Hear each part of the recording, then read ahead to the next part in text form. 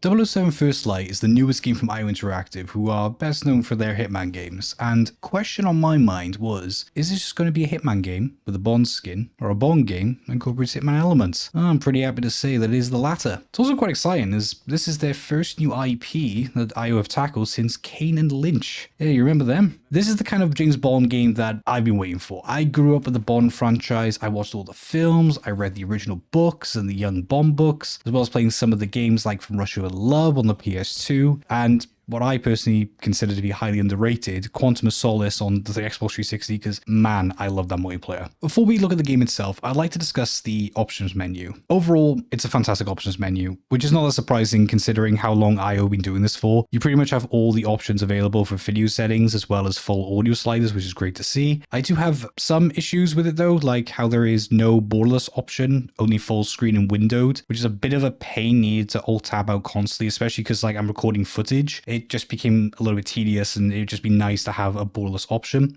Keys are fully rebindable, which is always great to see. Just a bit of a shame there are no secondary keybind options, but I think this might be down to how many actions are available that they just simply couldn't put the secondary options. I'm not too sure. But one neat thing that I do find with some of the options here is how you can actually customize certain actions where you can decide whether to be hold or toggle. For example, there's a gadget you can use throughout the game and you can decide whether you just want to hold the gadget or toggle the gadget. I think that's just a really nice extra bit of customization to have. Another really nice thing is being able to rebind controller inputs. I'm a really big fan of this. I believe that when any controller gets implemented within a game, I'm fully down for them to be just as customizable as a keyboard. And I do find it frustrating when games don't do that. So it's nice that if you do decide to play on controller, you do have full control over that. Bear in mind, there are also presets as well. So if you're not really that bothered in changing a whole bunch of different buttons, then you have presets as well. So it gives a nice, good amount of customization for you. Now, onto performance. So performance-wise, I cranked everything up on Ultra on 1440p. Bear in mind, my hardware is a 7900 XT GPU and a 5800 X3D CPU. I'm happy to report the performance is really smooth right out the gate. With using upscaling FSSR, I was getting over 120 FPS, and without upscaling, I was getting roughly between 70 to 90 FPS. There have been some niggles here and there, but they have been so few and far between that I haven't considered them as anything major. Like some points in the mission, in the second mission, which is Aleph, I was getting dips just below 60, which was due to the amount of NPCs on the screen. There was also one instance during an action set piece where there were a shit ton of explosions, which dipped my frame rate to around about 45 FPS. But apart from that, the game has consistently ran steady over 60 FPS, so I really cannot complain in that regard. So how I would refer to this game? I'd refer to this game as kind of a Hitman Light, and what do I mean by that? What I mean is that IO have incorporated elements of Hitman here and there, but the elements they have introduced are not as complex as what you would find in a standard Hitman title. Missions play out very similarly to how you would normally see in a Hitman title, where it gives you complete freedom of choice in how you're going to tackle the mission. Like in the first mission, I had two choices of how I was going to enter the building. My first option was acquiring a lighter and setting fire to some dried leaves, which would distract the guard and allow me to climb over a ledge, where then I can enter through a window. My alternative option was using one of Bond's stealth features of eavesdropping. This helps give you hints on how to access areas you normally wouldn't be able to have access previously. By eavesdropping, I found out there was a journalist pass that has been left somewhere, so if I find it and take it, I could enter through the front entrance disguised as the journalist. However, I ended up going with the Burning Leaves route, but it was cool to see the options unfold, and there were probably many other options to enter the building that I hadn't even discovered yet. So what this shows is that IO still has it with their level design, with how everything flows together and how it seems purposeful, how they consider the different ways a player will tackle a level. There's also challenges that the game presents that will reward you for discovering your own routes, which leads to one of the game's biggest strengths, which is the encouragement of replayability and scratch that itch of completion. Like, even though I haven't finished the game yet, I am already looking forward to tackling these levels again to see how differently they play out once I've actually finished the game. The only thing I can see there being some form of discourse is how the levels definitely feel like a smaller sandbox compared to Hitman. The game is a lot more linear and a more story focused, so it's natural that it'll be more contained. I can see that being an issue for people who enjoy the more free sandbox nature of Hitman, so that is probably something to consider if you are looking at this game through a Hitman player's perspective. I know people are going to be having issues regarding the waypoints. The game is a lot more handholdy especially to Hitman. But that is something that can be turned off in the settings if it's too bothersome. And I'm pretty sure on the harder difficulty, the waypoints are completely removed. For the most part, I'm fine with it. There was only a few occasions that I felt it was a little bit too intrusive, where I've literally just entered an area and the game is just already telling me where to go and hadn't really given me time to grasp my surroundings before it had. But other than that, I haven't found it too egregious, but I could definitely see this being something that quite a lot of people are probably not going to be too fond of. So stealth is your primary method of tackling missions, which, you know, kind of makes sense being a spy game and all. It just sounded fair of crouching and hiding, using environments like tall grass, and using a very basic cover system. Enemy detection is pretty reasonable. The vision indicators are pretty clear and it gives you enough time to hide again if an enemy is looking at you. I like that even if they don't fully detect you, they will still go and explore the area you were in instead of just shrugging it off. Enemies will also immediately react to unconscious or dead bodies, which is good to see, as there are a lot of stealth games where enemies seem to just fail to see the bodies, even if they're just right out in the open, and have a kind of must have been the wind moment. However, unlike Hitman, stealth is not the end-all be-all that will result in failure, and I think IO have done an amazing job of incorporating gameplay elements that gel with the Bond style. One of the unique mechanics is being able to bluff your way out of situations. You can either do this to a singular guard or a multiple group of guards, depending on if you have the stamina to allow you to do it. What this does is this will allow you to enter areas that you wouldn't normally be able to enter previously, but it's only a temporary measure. So the NPCs will go on a time limit, and then once that time limit expires, the next time if they catch you, you can't bluff again because you've already bluffed the first time. So it's kind of a one done situation. So you got to be quite careful with it and make sure that when you do use it, you are using it with the intention of entering that area. There's another neat little thing as well where you can like fake surrender in situations. So an armed guard is approaching you when they caught you in an area you're not meant to be in, like trespassing areas. And what you can do is you can fake surrender to allow that guard to come close enough to you, and then it's an instant takedown, which is a pretty fun feature to use. However, the method's not 100% efficient, as there are going to be some guards that you're not able to bluff. They're quite easy to spot. They have an icon above their head, and if they catch you, you're basically forced in a fighting situation. There's no other way around it. The combat in the game is fairly standard. It's basically Arkham style combat where you have, you know, the yellow marker to let you know that you can counter, and a red marker to tell you to dodge out the way. There is also a basic combo system. It's basically light heavy or light heavy or light, which is about as complex as that really goes. There's nothing much more to it, but it's not like the game needs to try to be something like Devil May Cry. The strength of the combat comes from how it visually and audibly makes the combat seem impactful. It is trying for a cinematic style, which is not normally something I quite like to hear. However, I feel it does achieve that quite well. There's also the use of environments which play a part in the game, akin to Sleeping Dogs, where you can throw objects lying around you, throw enemies into walls and other objects, as well as counterattack near those environmental objects. There's also the charge mechanic. You can knock enemies into other enemies, you can knock them into environments, and my personal favorite is charging them over a ledge, which will cause you to fall with them and land on top of them, which just looks very film-like, you know? So all these elements combined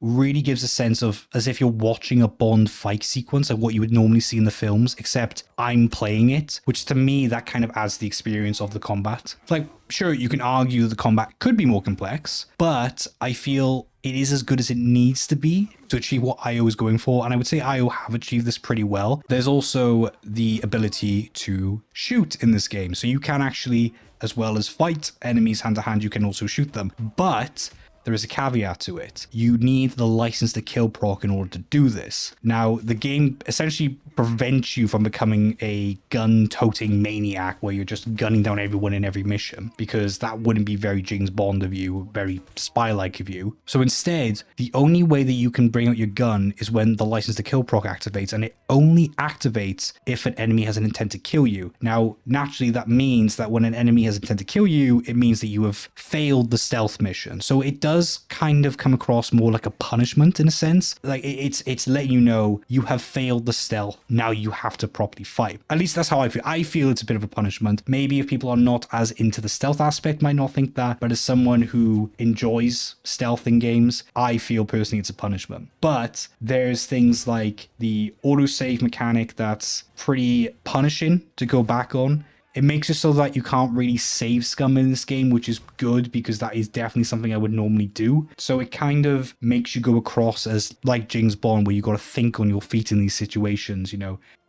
If you get caught, you're just gonna have to fight your way out. You just have to roll with the punches. There are also sequences that are like specifically tailored for you to have a license to kill moment, so they would normally be like quite big set pieces. So what it means is that the gunfights do feel a bit special because of how sparse they are. It emphasizes the danger of the situation as well as giving that sense that you are being kind of let off the leash by giving that permission to kill, just like how a spy would, you know, having that go ahead, like, yep, kill them all, why not? The only thing is, like, just like the hand-to-hand combat, there's nothing really outstanding about the gunplay itself. Like, guns sound fine, they're visually distinct from one another with how they fire. What I believe is the highlight is everything that surrounds the gunplay. So guns are one-shot headshots for the most part, so you're massively rewarded for good aim, and it gives you that kind of prime Bond, John Wick feeling kind of deal. But what I think is more neat is the ability to shoot different body parts of the enemy that will cause a different effect. So for example, you can shoot the leg of an enemy, which will stagger them, cause them to drop their weapon. But what I consider to be the much cooler option is that you can shoot enemies in the hand, which will cause the weapon to fly up in the air, which you can then grab and shoot them with it. Honestly, I think this is one of the coolest features I've seen in a game, and every time I do it, I feel like such a goddamn badass. I love doing it. I'd say the only problem is that it's quite inconsistent, only because at least on normal difficulty, enemies die really fast. So you have to make a conscious effort to shoot them in the hand to pull that off quite consistently, because most of the time it is just a singular bullet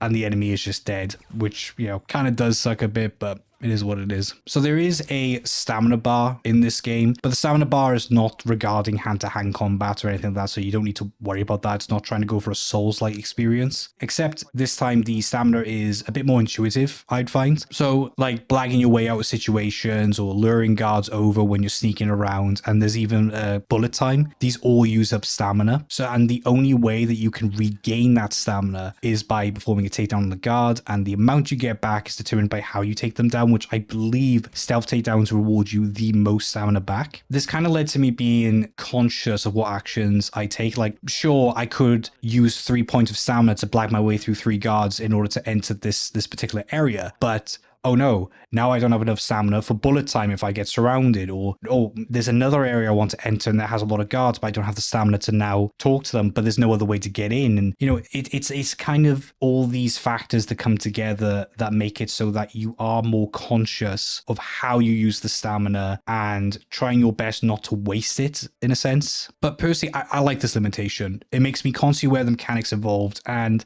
it makes me consider really if the route I'm going down is worth it. So it then plays back into the whole thing with the level design. Just a quick note on the aforementioned bullet time. It's not an easy get out of jail kill card, kind of like what it's like in Fear or Deadeye and Red Dead with the bullet time in Max Payne. Essentially, once you activate it, like, yeah, time does slow down, but the second you fire the bullet, it immediately ends, as well as the fact it uses a stamina point. So again, it's a good use of limitation to maintain what I would consider a pretty overpowered ability, which I pretty much like. It again factors in some decision making of, is it worth bullet timing this enemy, or should I just fight them as normal and keep the stamina for a different situation I may need them more desperately. There is another gameplay element to the combat, and that's the gadget system, which doesn't require stamina and, if anything, just kind of adds to the whole Bond flair. You have what is called a Q-Watch. The Q-Watch is useful both during and outside of combat. Like, firstly, it has a scanner that will highlight pretty much everything. It's essentially Bond vision, but it's less egregious than something like what it was like in Hitman Absolution. And it's more like the Arkham games, where it has an in-game reason of why it exists and how it works. Personally, I don't mind it in the fact that it highlights objects or points of interest, but where I do have a bit of a problem with it is that it does end up becoming a little bit too overpowered, because it highlights all the enemies in the area. So even ones you haven't even physically seen yet, it will show them. And bear in mind, there's nothing that stops that. Like, you can have that on the entire time and you can see everyone. It kind of rides that fine line that the Arkham games were pretty much criticized for, with how many people found themselves that they were mostly in detective mode for like 90% of the games, just because of how useful the detective mode was. And it's like to the point where during my playthrough, I have been making a conscious effort to try and use the Q Watch as little as possible for this reason. So I'm ensuring that I'm just not reliant on it. However, there are other benefits that it does provide. It has gadgets that either help you enter areas that you normally would not be able to enter, or it helps you even in combat. Like, for example, the Q Watch has a built-in hack system that allows you to hack electronic objects that will help you distract guards. You can use chemical weapons that will make guards sick and move away from their post, which is kind of funny to see. There are more aggressive gadgets, like there are smoke bombs that will allow you to either escape a situation, or you can do insta takedowns within the smoke bomb, kind of like what it's like in Assassin's Creed. There's even a flashing camera that pushes enemies back. It even like pushes them off ledges from a distance. And you can also even have concussion mines that can blow up multiple guards, or you can booby trap them on environmental objects, have enemies go over to them and explode. I like they have learned to the gadgety side of Bond for this. Even if the gadgets themselves are not exactly off the wall like some of the older films, it's nice they implemented this, and it further emphasizes its unique identity over Hitman. But as with everything else, I do have some issues with the gadget system. Like, one thing kind of outside of it is the key binding. So the original key binding on keyboard and mouse is Alt, and it defaults to hold. Now, I don't know if you can do it yourself, but for me, I found it really awkward where I'd be holding WASD and then I got to use my thumb on Alt. But then the problem is that the gadgets are bound to the number keys, which means that if I'm walking and I hold Alt for the gadget, I then have to move one of my fingers over to the numbers. And for me, it's really awkward. I don't know, maybe you might find it a little better, but I found it really awkward. Maybe not as much outside of combat, but during combat, it was really bad.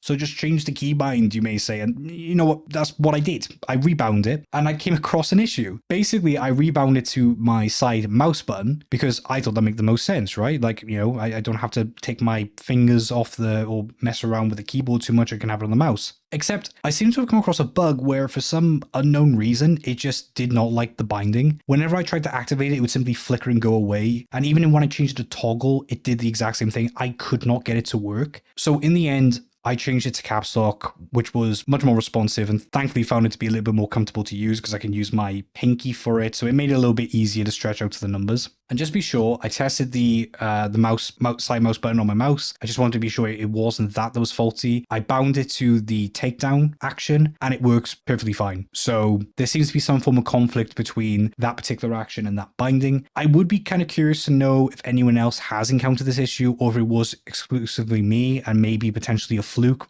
I'm not sure. But I would still say that even with the keybind change, because I did try a bunch of different keys, I find the Q Watch to be clunky to use on keyboard and mouse. Again, the exploration part's not so bad, but when you're in combat and you're trying to use it quickly, it's very cumbersome and it's just very awkward to use. It's just down to the fact that it's on two separate buttons. You have to hold one button down and you got to press the number key, but then you also need to move and all things like that.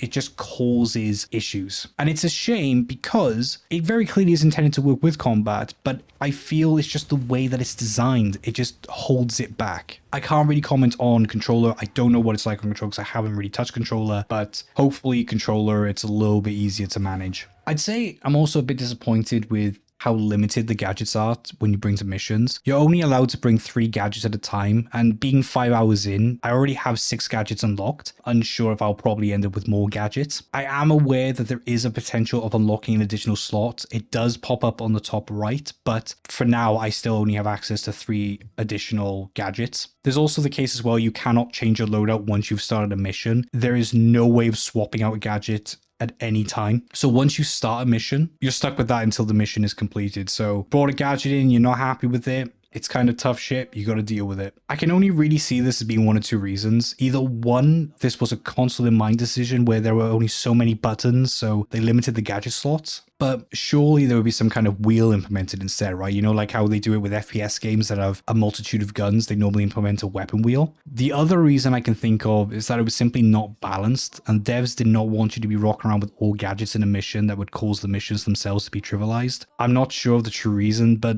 it is disappointing nonetheless, as I would like to personally have missions where I can use all the gadgets, but hey ho. The reason why I think it's a problem to be highlighted is with such gadgets like the laser beam. By far, this gadget seems to be the most useful. It's able to open padlock doors, it's able to stun people, which gives you the opportunity to either pickpocket them or sneak past them, and it also interacts with a bunch of other environmental interactions. Like in one of the sequences in LF, I lasered a fish tank that smashed the glass that allowed me as a distraction to get past a guard. The thing is, it's just this particular gadget seems really useful for a lot of different situations, and I can definitely see that being a problem if with limited slots you have very clearly better gadgets over others. How far they've thought about this, I'm unsure, because they are attempting to balance it out, because there's a blue-green system or the battery chemicals system. So gadgets are categorized based on one or the other. The reason why it's important is because once you use a gadget, they will use the respective chunk of that element, and the only way that you can refresh that element is by picking up objects in the environment that match that color. So ideally you want to have a good mix of the two, or otherwise if you just rock all blues or all greens, you're going to be in very difficult situations where you're just constantly using the gadgets, you're not finding enough in the environment, and you're just constantly out. So that's the only way I can see that they're balancing it. But you know, even then, I still think there is that issue that you're kind of going to have a bit of crutch gadgets, if that makes sense. I couldn't really know how to fit this in a bit more smoothly, but I guess part of the combat is the driving. Problem is, I don't really have a lot to say when it comes to the driving. Like, really, there's been only like 3 driving sequences. One of them was just a normal driving. One of them was kind of like a trial race run. And then the other one was a chase sequence. So there was a bit of variety in how the driving's gone. But, you know, like for the car chase one, the sequence was pretty scripted anyway. The vehicles drive fine. Like, they do feel a bit floaty, but they're fine. It's, again, nothing incredible. I would say one thing that was odd is about the camera. It almost like it snaps at particular angles, and it's not like a smooth movement of the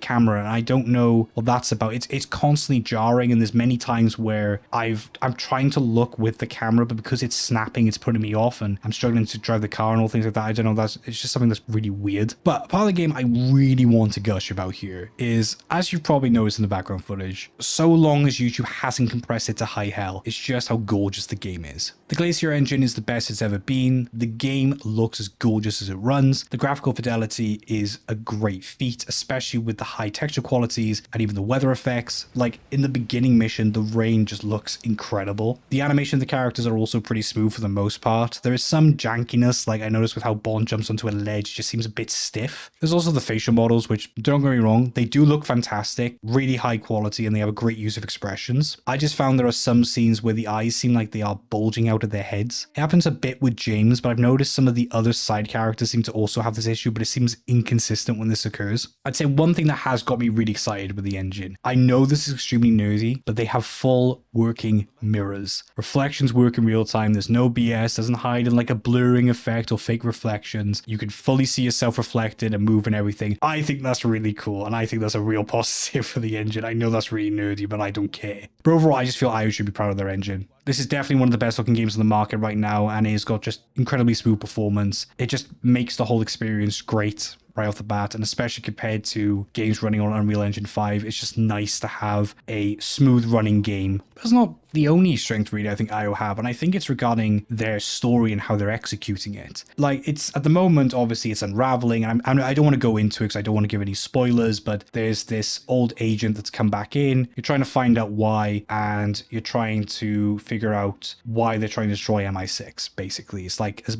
spoiler free as I can possibly give that for now, but it is a very standard Bond affair, quite a spy-esque storyline. I'm quite pleasantly surprised how far back they've gone with Bond. They're going further back than any of the other Bond films, with the furthest back being Casino Royale. Like, I know Skyfall also tackled with James Bond being a child, but what I mean is like from a full story perspective. Like, Casino Royale basically started as far back with him before he joins the 00 program. program. But even then, he's kind of seen as a capable spy, whereas here, he definitely is capable, but to an extent. There is a lot of flaws to him at the moment being a young Bond. Like, we see him before he's even considered for MI6 of being a paratrooper. And this also helps because of how young Bond is. This helps bring him into the modern world and not just some relic of the past. The intro level, especially, I'd say it's one of the strongest introductions to a version of Bond that I've seen. Like, don't get me wrong, I think Casino Royale is one of the best Bond films out there, and I think the intro sequence of that is fantastic. But I feel this game really pulls everything off about his characteristic traits in such a short amount of time. He's instinctual, brave, quick on his feet, suave, he's a bit hot-headed, he will listen to orders but only to a certain extent for when he feels he shouldn't, and being completely reckless. Like, IO managed to just display all those traits in such a short sequence that to me showed how much they understand the Bond character. And like the music intro sequence,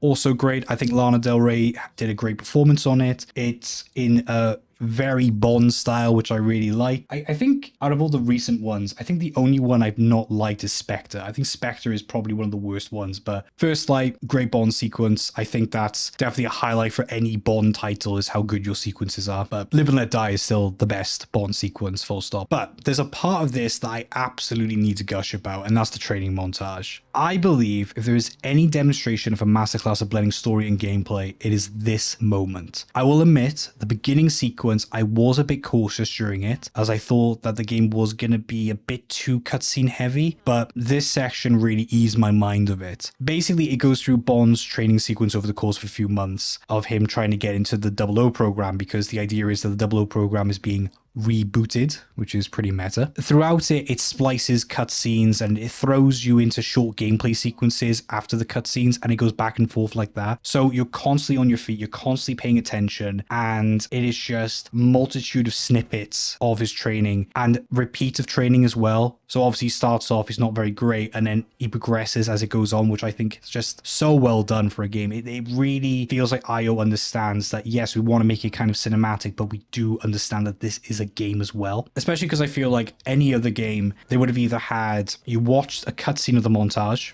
which would have been pretty dull and I would have been really invested, or the training would only have like one or two sequences in which you'd probably turn around and go, I can't really believe he's that capable after only like a day of training. You know what I mean? So it was really well executed there. I'd honestly would say as well that the performances of the characters are all pretty top notch all around. I was a bit unsure about the main character because of how young he was, but honestly, I think he's done a fantastic job. He really captures this younger, more naive Bond, but still has that flair that Bond has, you know, the charm and charisma, you know, even doing things like the cheesy one-liners after certain events that it makes you groan. You can't help but smile at because it's still a funny line, you know what I mean? Like even the side characters, some of them I assumed were just going to be walking cliches when they were first introduced, and I was surprised how much charm they end up having. Like I end up liking almost all the side characters, which really caught me off guard. But yeah, like they've done a really good job with a lot of the characters here. I feel there is some predictability with how certain events play, but that's just down to it being a Bond title. But I was still invested, and I think all the characters are well written and voiced. They definitely seem to be going for a bit of a blend of the newer and older films. Like you've got the female M and the younger Moneypenny, which are a lot more of the newer ones, you know, the Pierce Brosnan and the Daniel Craig films. But then you still have the older Q, so not so much the Daniel Craig ones, which had the younger Q. But speaking of Q, he's the most natural addition to the game because you have the addition of Q Labs. So this is your central hub for hearing briefings about a mission, but also being introduced to gadgets and also for you to sort out your loadout essentially before you go out on a mission. Every time you load into Q Labs, there will be a whole bunch of different gadgets that you'll get to watch. So either you'll get to see scientists like experiment with, or you get to like, you know, fiddle with them and all things like that. And it's just really fun to explore the labs, especially because it just feels so alive. Like NPCs will be talking to each other, like they'll be saying things like, oh, you know, I'm going to the pub after work, do you want to join? You know, that kind of thing, as well as also interact with you,